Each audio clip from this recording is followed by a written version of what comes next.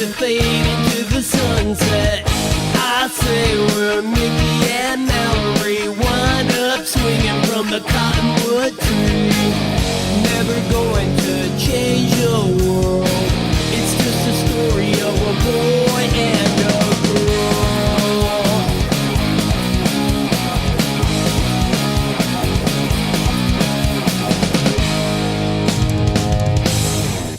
What's up, everybody? This is Keith Stixx from Tsunami Cables. This is Sound Off with Stixx, and I am here with my good friend Steve Araujo. Steve, how you doing, buddy? Good, Keith. Thanks for having me, man. I'm stoked. Thank you for having me out here, dude. Really. Absolutely, man. Yeah, it's great. You're the main reason why you're out here is because we're doing the bass hang tomorrow, and so we're doing a bunch of videos and a bunch of stuff and all sorts of craziness. Yeah. So, yeah, man. Actually, I just realized I need to get a level on you. Oh, there we go. Check, test, 1, 2. Let me pretend like I have a bass in my hand, or I'll be the millennial with the. Hold on a second. Oh, hey Keith, how's it going? No, I'm tweeting right now. Yeah, right. Sorry. All right. No, check, test, 1, 2. We're All good, right. man. We're cool. Good. Awesome, man. So let's go back in time and let's start with you starting out playing music and all that kind of stuff. Man, I started really maybe like.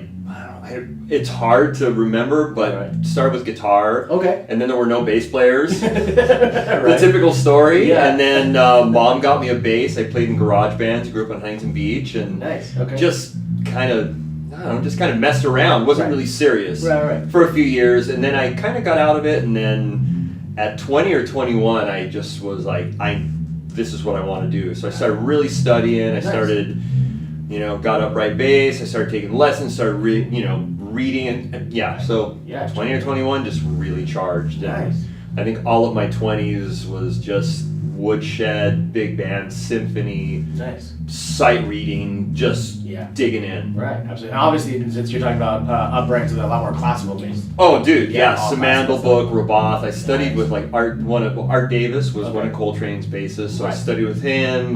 John Coltrane, or not with John Coltrane, with John Clayton Jr. Okay. There was Andrew Swanson. Studied with Bob Elefante for a long time. Gary Willis. Like there were a lot of guys that I hung with and studied, and then did it at school too. But mainly it was kind of like the formally self-taught. Okay. Kind of the Jocko road, just really hit the books hard and then just gigged and gigged with a lot of big bands and just got my butt kicked. Yeah. That's what you have to do, you know? Yeah. So absolutely. So that's kind of was my. That's great. Yeah. Throw yourself in the deep end and figure it out. And when I was younger, I was not the best of kids. I did some of the bad stuff, and I kind of focused all that energy into music. Fortunately, I mean, honestly, if it wasn't for music, I would have probably gone down a pretty bad road. So it kind of saved me. Absolutely. No, I'm right there with you, man. Yeah, I'm right there with you. Yeah. So I was the same way. Mine was a little bit earlier, so I was like in high school with all that stuff. But yeah, absolutely, man. I totally agree. It's almost like that OCD for doing the bad stuff. You can either do that, or you can OCD out on actually like, okay, I want to get good at bass. I want to get good at this. Yeah, so. Absolutely. Yeah. Yeah. Channel all that energy. Exactly. Into something good and positive. Yeah, absolutely. So, that's great, man. That's really cool. Cool. So that got you through all that. More, you've been gigging a lot, playing a lot lately. Yeah. So we were just kind of talking a little about that. So why don't you kind of talk about that a little bit? Man, well, I left the music biz for a while. I went into the veterinary field. I was a veterinary technician, and it was weird, man. Like the whole transition was just very strange, and it was about the same time with the bass hang. It's really a strange thing. I mean, it was one of those things meant to be for sure. Right. So I just was really getting burnt out on playing, touring, getting let down. Like it was just just the hustle, the grind, Right, absolutely. And I was going through some stuff in my personal life, and I wanted to try something else. So I went into the veterinary field. I literally was a veterinary technician, and I would gig or teach, and then in the morning wake up, go to the place, clean up poop, vomit, pee, blood in the kennel, just because I was like, I need to do something different. And then I would go teach, gig, and that was it. And then a couple of months I was like, this is pretty rad. They started pulling me up to the front, more into the technician. I was like, wow, the switch went off, and I want to be a vet tech. Nice. That's what I'm going to do. So I focused all my energy into that, and it was like 9.5 or 10 years, and I worked with some surgeons. I did, I assisted with surgery. So I really, again, one of those things where that OCD thing where I was like, okay, I'm just focusing on this. But there was always this undercurrent. I was still playing. I didn't feel like I was improving at all, but I had like the trust chops. Like there's a certain level you can't fall under, but you're not getting better. Right. And you know it. You're like, I'm not getting better. I have these things I can trust, so I can show up at a gig and I can make it. Right. I'm not killing it. I'm not killing it, right. but I'm making I'm surviving. it. I'm surviving. So absolutely. I did that for a long time, and I, at the same time I was doing the bass hang, and I was going through some dark times, and I just started teaching myself editing and audio, and I'd always done audio and recording and been in it. So little by little, I just kind of had this undercurrent, and then at a certain point with some people as catalysts, I just jumped in and said, you know what, I got to do music again. Gotcha. And the Bass Hang is this little company thing that was this weird snowball that I couldn't stop. I just kept putting stuff out there and it just kept growing and growing. Right.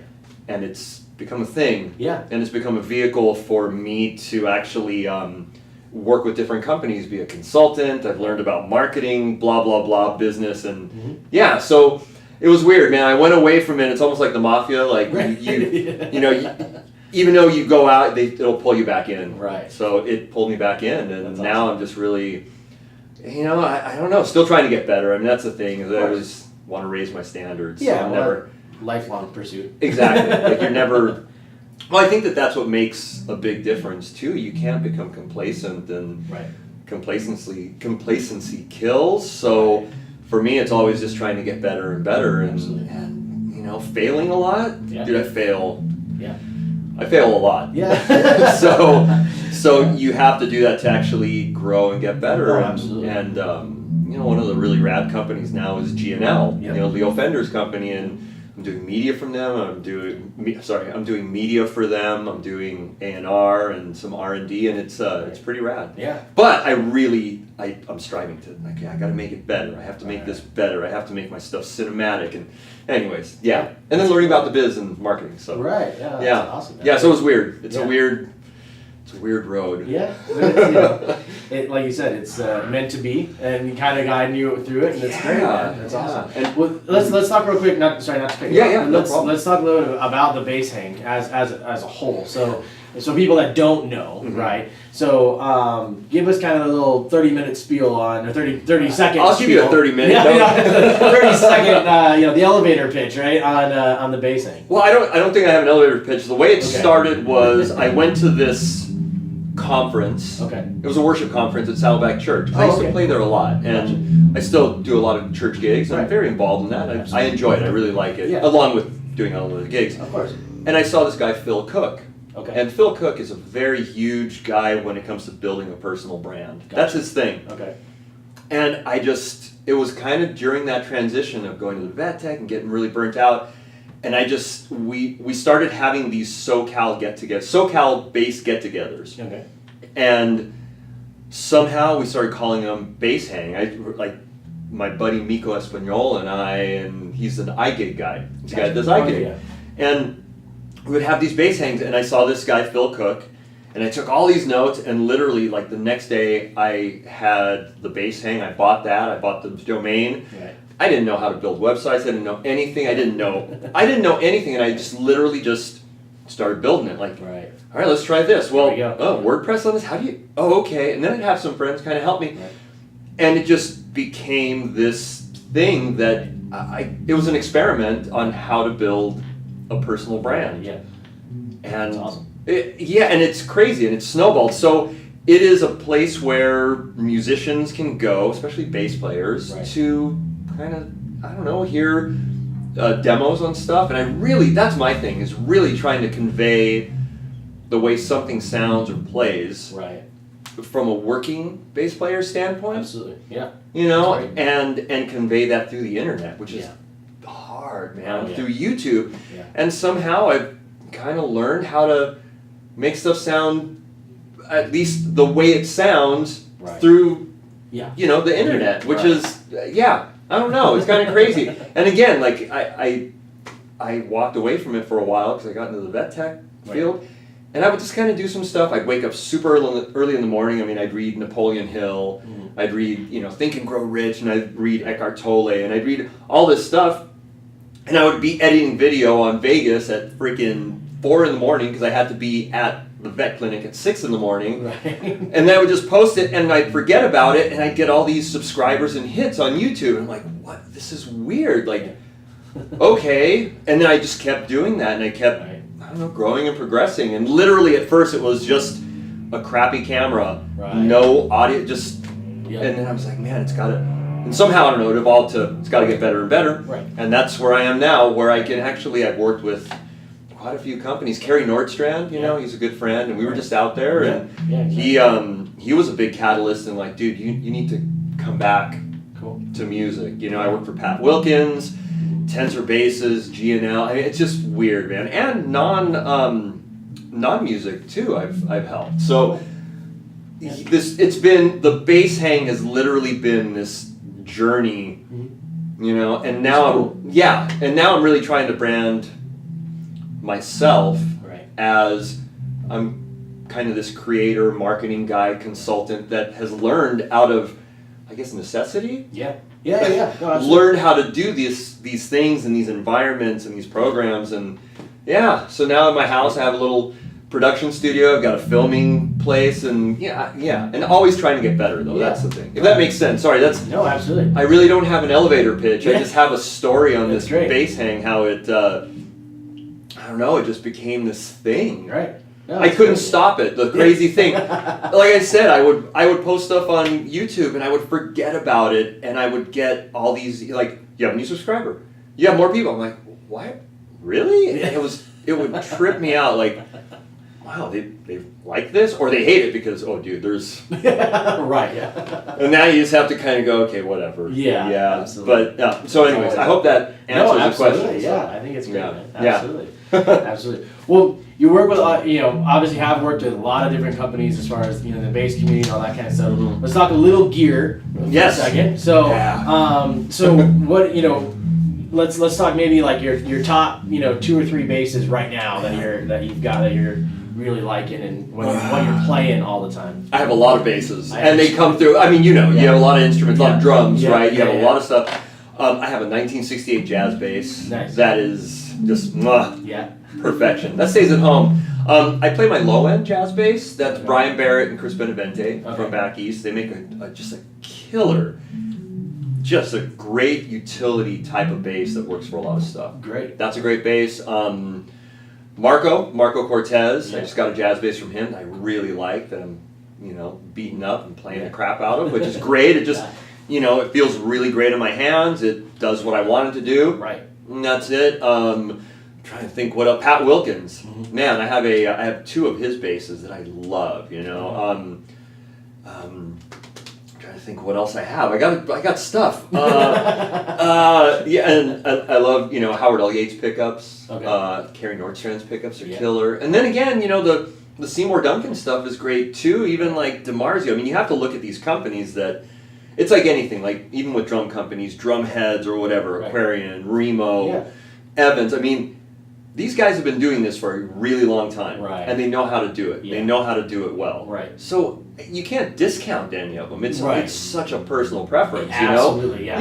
Yeah. Oh, absolutely. Well, it's the same thing. I mean, I look at it the same way. It's like nobody makes bad gear. No. You know what I mean? It's just different. And it's just like, and it's more of a personal thing. Exactly.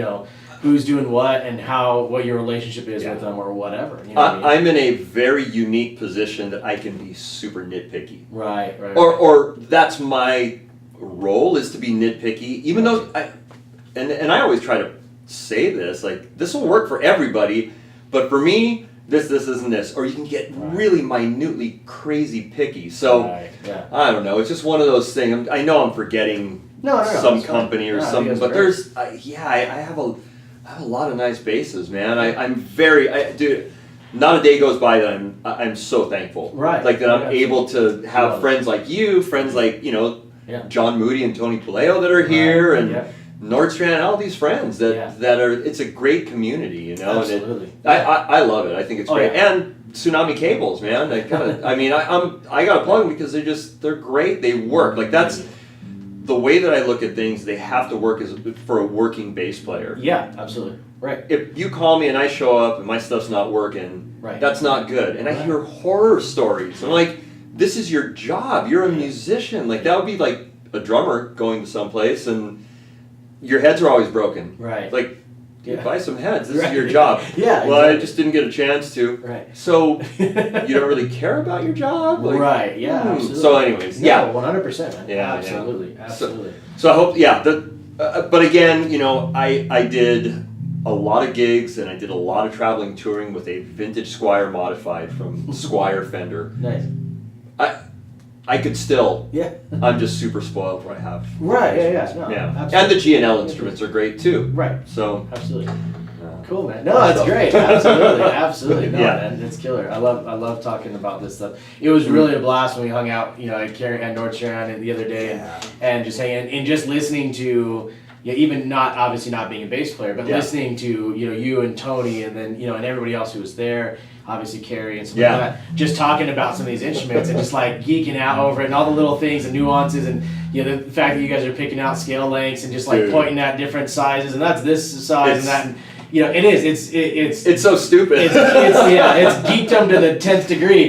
But at the same time though, what's cool about it is you really do see like how much you guys are really into this and how much how much it means to you guys, which is really cool. And seeing that in anybody. It's cool to see that passion there. That's and awesome. seeing it, Thanks, which is really cool. Absolutely. Yeah, and you and I talk about, like, I see Tools of Titan, Tim Ferriss, like, we probably listen to a lot of the same guys, like, anybody from, not plugging it, but they're just great. Tony, Robbins, man, Gary V. For me, it's Zig Ziglar, like, those guys, man, are amazing, and I think the whole thing of, like, do what you're passionate about can become a little misconstrued, because... I don't know, man. Sometimes, I mean, it is passion, but sometimes my brain, I get messed with myself where I don't want to do it. Right. Sometimes. Yeah. It's like, But that's where you really have to have this deep love for it to continue. Right. Because if you don't, you're gonna quit. Right. You're gonna be like, oh, I don't want to talk about basics. I really don't like it. Right. No, and I mean that's why I went from the vet field. Right. I was in there deep, and then. This kept calling me back. I'm like, all right, this is what I do. Yeah, exactly. So I think that you have to have that, and thank you. Yeah, we get crazy, man. And I think the raddest thing, and it would be the same with drums, the same with piano, bass, guitar, that you get 10 guys in a room, 10 bass players, with one bass, and that bass is going to sound 10 different ways. Yeah, exactly. Like everybody's hands are so different, which is just. That's the raddest thing. Yeah, I think that's so cool, and you can tell with like a snare drum. Oh yeah, absolutely, yeah, absolutely, yeah. There's 100%. You hear even when you hear like I love there's a couple of videos out there where you have a couple of really high-end pro drummers playing on like super cheap, crappy drums, and and you're like that thing sounds like crap, and then he gets on, you're like, oh, nope, it's like it's all in the field, it's all here, man. Yeah, it's like nothing plays itself. That's why. Yeah. Having all these instruments and the access to them, I'm super ridiculously spoiled. I just am ridiculously spoiled. But I know that I could do any of the gigs that I do on a $200 bass. I have, and I could, and I have no issues doing that. Right. Yeah. And that's, I think, you get, I don't know, man. People get, they see stars like, oh, that's a blah blah blah. It's like. Well, does it play well? Does it serve your purpose? Yeah. Can you go out and gig with it? Do you make it sound good? And does it give you the ooh and the ah? Does it give you the warm fuzzies? That's Do you want to play it? So absolutely. Yeah, 100%. No, that's great. Yeah. Well, and I thought even a real interesting thing out of the conversations at Nordstrand that we had. I won't necessarily name some of the names, but. One of the things I thought was cool that you were talking about was we were talking about another podcaster or video guy, demo guy. Yeah. That was like all he wants to do is do the video stuff, and you were kind of like, well, that's not what I want to do. I want to play. You know, I do this because I love doing it. I like it. But what I really want to do is be gigging and playing. And it's funny because we were talking about that, and you know, I was thinking like the same thing. It's like for me, like I don't mind making cables all day long, but I'd rather be on stage or in the studio playing drums. You're a drummer. I'd rather do that. Yeah. You know what I mean? And it's like I love the cable thing, and what I love the most about it is all of you guys, is the family, and it's the people. You know what I mean? That's really what I love. And so, you know, it's always funny because people think of that. You know what I mean? They're like, oh, you just, you know, like for instance, you know, all I want to do is have a bass hang. You know, I want to have that as, you know, I want to have that company. I want to do that, and I just want to do demo videos all day long. And people sending me gear to demo and stuff like that, all that, you know, or whatever. Yeah. And I love that your theory behind it was, well, that's not what I want to do. No. I really want to be playing. I don't want to be known as, that's the demo dude. No, I want to be, that's the bass player that if we have a gig, we can call him and he does a good job. Right. Literally, that's it. And to tell you the truth, I mean, I really, it's a crazy thing with the videos and stuff. And I mean, honestly, a little insight into my brain and psyche or whatever. Every time I post something, 80% of me hates it. Right. Like I'm looking at it, I'm like, I'm playing crappy, it's horrible, it's this, and it's like, oh well, boom, post. Right. And to tell you the truth, I care what it looks like, but I really don't care. Like, couldn't care less. Right. I'm still me, and I'm still playing, I'm still gigging, I'm still trying to get better. So, yeah, I don't know, man. I don't really care about fame or being known. I don't care. Right. You know, I'd rather be like, oh, at the base, wow, you like, there's some good stuff on there that actually gives me some information. Right. That's it. Yeah. Yeah. Done. Right. And have fun. And I like to have fun too. Yeah. But to tell you the truth, man, sometimes like, you know, the creative juice, it's almost like you can't go like, hey, be creative, Keith. Come on, be creative now. Right now. Do it. Here, do it now. Do it now. Right. It doesn't work that way, you know? It's like, I have a lot of gear. Like, I'm backlogged on stuff, and it just, I have to be in that because it's a lot of work. Yeah, oh, absolutely. You know, absolutely. So, totally understand that. Absolutely. Yeah, so I'd rather, I mean, I've always, like, I just want to be a decent bass player, man. Right. That's it. That's it. Yeah, it's great, man. Yeah. Absolutely. Awesome, buddy. Well, let's get through some of these questions. All right. All right. So all your gear is in a burning building. You got to run in and grab one bass. Which one is it? Honestly, complete truth, couldn't care less. Okay. What, family okay? Dogs okay? Yeah. That's all okay. But I'm thinking you got one instrument to grab. Dude, you're like, I'm gonna get marshmallows and roast them outside. I don't care. I never. That's a weird thing. Like I never. I love it. I don't know. Okay. I just. That's okay. I just. Yeah. Is that weird? Like I don't care. No. Because they can be built again. True. I can find another one. Yeah. That doesn't matter. I try not to. I don't know, man. I just don't want to. I try not to think about that materialistically. Okay, that's cool. No, there's nothing wrong with honest that. answer. I don't know. I guess push come to shove, 68 jazz bass. Okay. Yeah. But if it burned, cool. Want to make sure everything's safe. I mean, I'm trying to think of anything else that I would say about my house. My dog. Right. I don't know. Everything. I think everything can burn as long as I'm okay and family's okay and yeah. Okay. It can all go. It's insured. Get other stuff. Who cares? I love it. That's great. I think that's awesome. Yeah. That's great. No, it's cool, man. What is the worst thing that has ever happened to you on stage? Oh, dude. It's always a good one. I love that question. Oh man. So every gig is almost like Spinal Tap, as you know. Yes. And I tell kids, because I'm getting older and I hate that, like literally when you get like a job sheet or something, if at least maybe half of that happens, you're doing well. Because most of the time it's going to change. I've done a couple of travel dates where they're in elevation and my stomach doesn't like the elevation. Oh, that's fun. And I've had to run off the stage and tell the keyboard player to kick bass before I had an accident. Right, yeah. And I think I may have, at some point, had an accident on stage.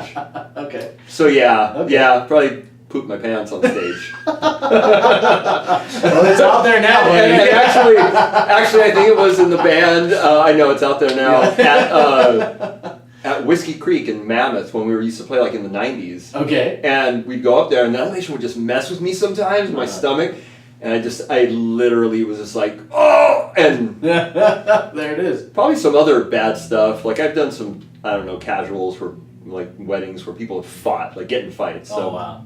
Yeah, but I guess that's the worst. No one has anyone died? Somebody may have somewhere with a heart attack, but I think pooping my pants is worse. Yeah. No, that's terrible. Worse I feel than bad. you. It's worse than me Yeah. personally. Yeah, so whatever. Yeah. Oh, I love it. But I That's made so it. good. I'm So still good. alive. Yeah, you're still good. Yeah, there you go. You got called back, so it wasn't that. Oh, that was my bad. Yeah, and I don't even want to say anything else. Yeah. I've said enough. Yeah, next question. Here we go. Yeah. What advice would you give your younger self when it comes to playing, when it comes to music and stuff? Just don't be afraid. Don't be afraid what people think. Don't think like Right. it's almost that Mel Brown 5-second rule Yeah. because we're so self-sabotaging. Like Yeah.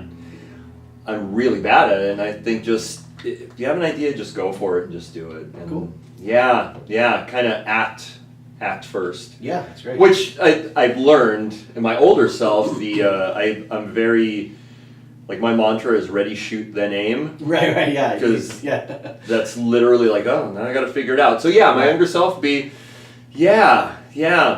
probably don't think so much, man, or get out and play. Or even like when you have to go through the shed, like Right. you're in the shed right up, but get out a little bit more. Right.